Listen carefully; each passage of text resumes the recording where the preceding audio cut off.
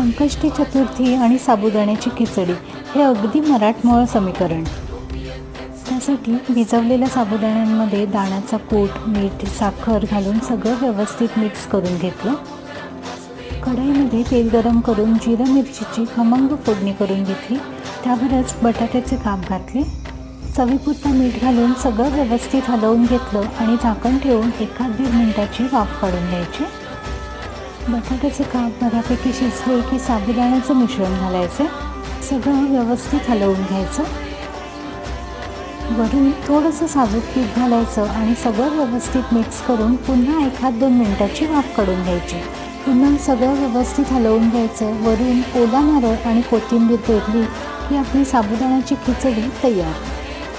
आज चतुर्थीनिमित्त गरमागरम साबुदाण्याची खिचडी आणि घरचं ताजं गोडं दही.